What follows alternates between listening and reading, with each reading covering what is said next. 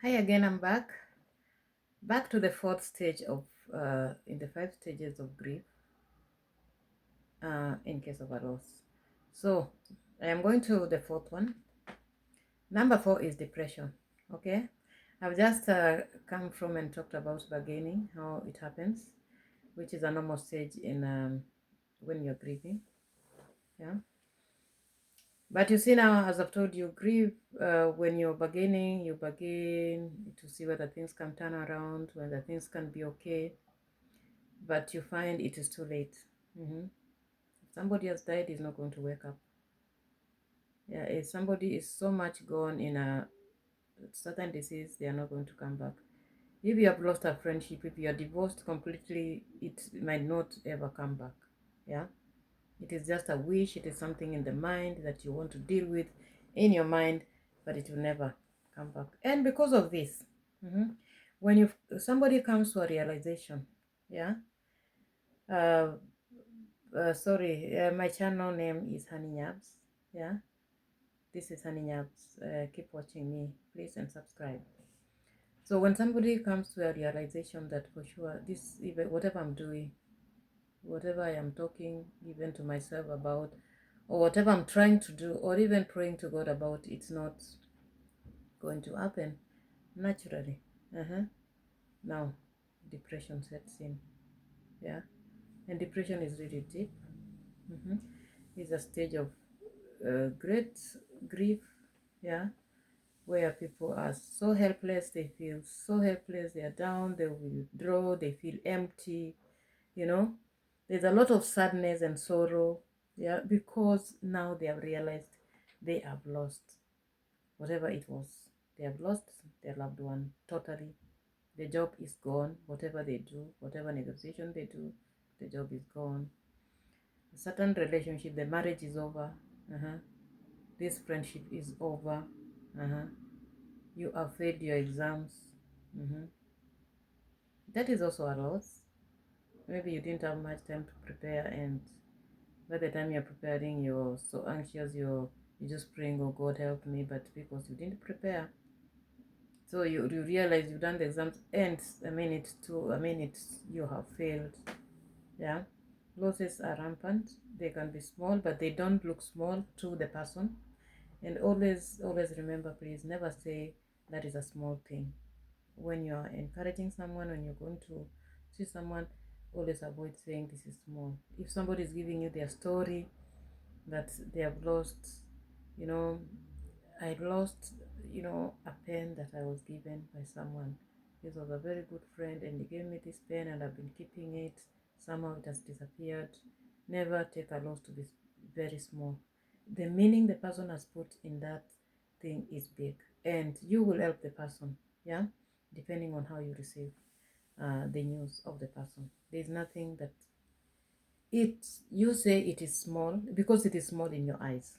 Yeah, so the meaning is different. So I urge you. No, normally when people are in this stage of depression, people cry a lot. They can cry a lot. They feel so useless. They can neglect themselves.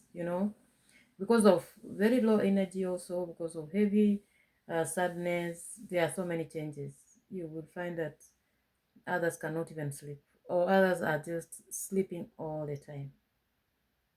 Others, they get comfort in food, you know.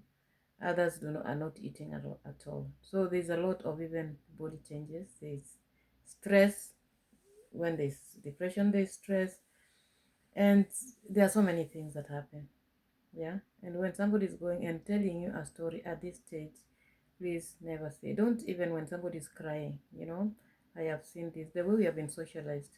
One of these days when I talk about culture, I will be saying, I will be talking about this thing of this socialization where, people tell others, please do not cry. You're a man. Don't cry. Men don't normally cry, you know. And the person is actually grieving and they cannot hold their tears. Yeah. Back home in our society, in most tribes in Kenya, actually, you find this thing where people say we are men because they have been socialized like that. Yeah, because they've been told you have to be, a man appears strong, and when you cry, mhm, you look weak, you look vulnerable. Yeah, so you find even during the time of loss, they have lost their mother, they have lost their father, they have lost their wife, or they are not crying. The tears are there, and because of what society expects of them, mhm, they are not crying. They have to be men, but the pain is there, the emotions are there. Yeah, so it's kind of a socialization that has been done that makes men not to express their feelings. But I told you, men and women have emotions and feelings. Okay, so but culture is a strong thing. Yeah, but when you come to learn that crying is in order, you can just cry your person even when it's in public, I think. Yeah. Okay, so depression is many things: hopelessness, helplessness, withdrawal. They will not want to talk to other people, they'll see people as enemies. It is total depression. I'm not saying total like depression, it can be deep, but it's the stage that people go through, very low energy and all that. So maybe just to help someone, yeah, I'm to just talk to the people who are grieving on how maybe they can cope on this thing. Yeah, uh, I can just encourage them. Let yourself feel what you're feeling. Hmm. If you're feeling sad, it's okay. Yeah, feel sad, talk about it. If you're feeling like crying and releasing your tears, let yourself feel it. Yeah, whether you're a man, whether you're a woman. Hmm. Very young children have been told not to be crying, honestly. You find a child has lost their mother or father at a very young age, maybe 9 years, and they never even mourned the mother. This thing affects them all their life. So just let yourself feel.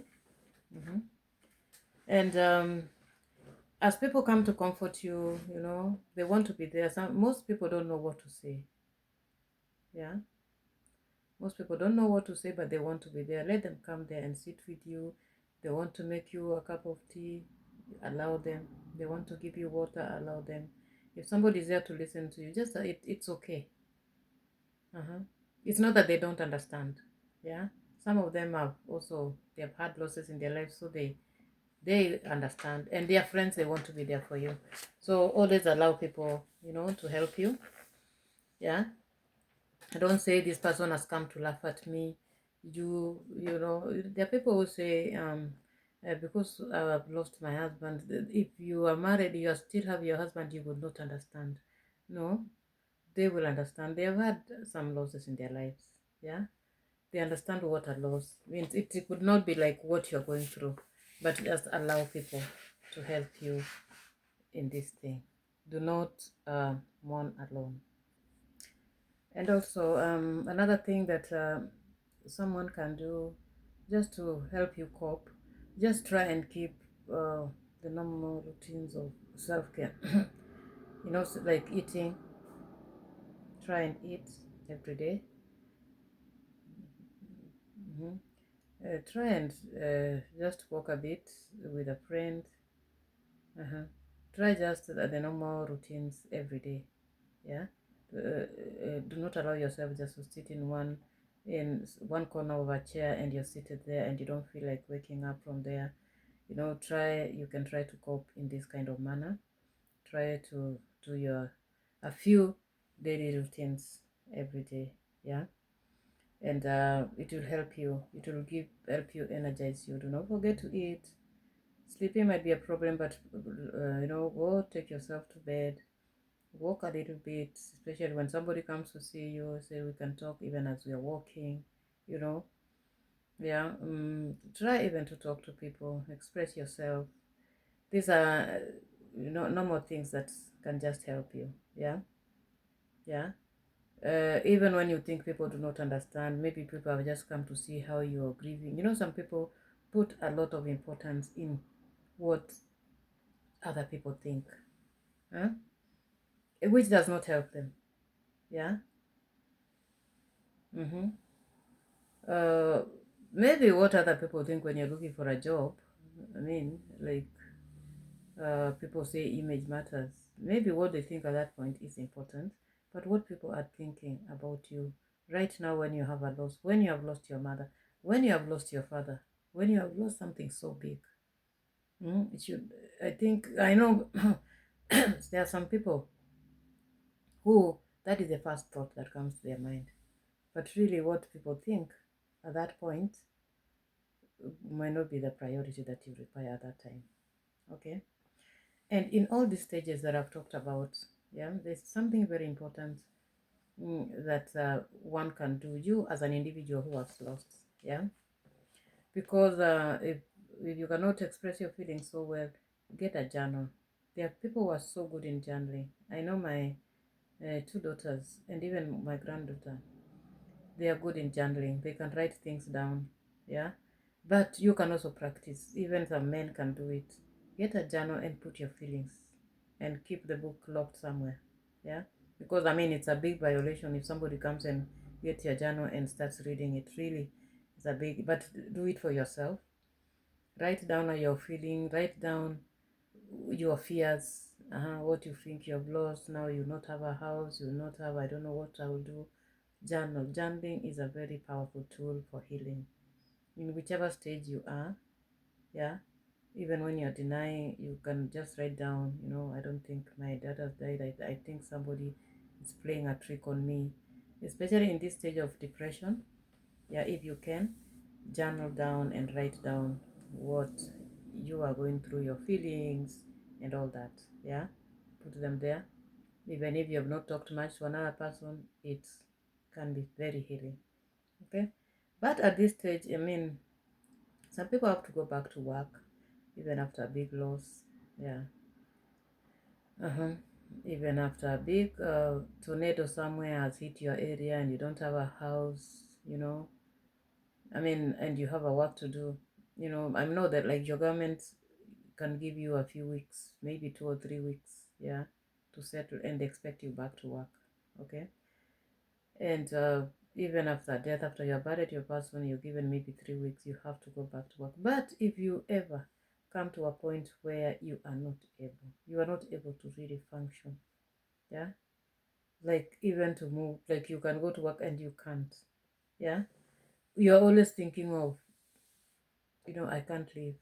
hmm I think the only thing that can help me now, it's just to take my life, yeah, or if unless I deal with that person who caused an accident in that car, unless I get him and shoot him, I'm not. If you ever come to that point where you're feeling those kind of things, like you can harm yourself, you can harm someone else, and maybe at a point where you're so helpless, you are so hopeless after a very long time that you cannot even function. Maybe you're a teacher, you go to class, you cannot, even the students will see what's happening. If you ever reach that point, just know you need help, please. And I've told you, therapy is is a process, it's part of health care. Look for someone, talk to someone, yeah. People will, the psychologists and therapists, psychologists, therapists know all these stages, yeah. When they talk to you, they will know you're in this stage. They will know that you are in depression, but now it is overboard. They will know that they are able to help you with the skills they have, yeah. And even as a family, when a whole family has a loss and everybody is, having their own behaviors, others are withdrawing, others are so depressed, others can't even perform. When a whole family is in such a scenario, yeah, you can get a therapist and do family therapy. It will be so helpful. It will be like a group therapy where the therapist will bring you to the table. You'll be able to express yourself and bring out what you've lost. What are you going through? How are you going to deal with this? How are you going to manage? It is very, very powerful that if your family they find themselves in such a scenario, always look ahead and engage a therapist. Thank you so much. Now, I have just remained one stage, which is acceptance. And when I talk about acceptance, maybe I'll add a little bit about the mourning process. Yeah. Thank you so much, and I'll see you in the next video.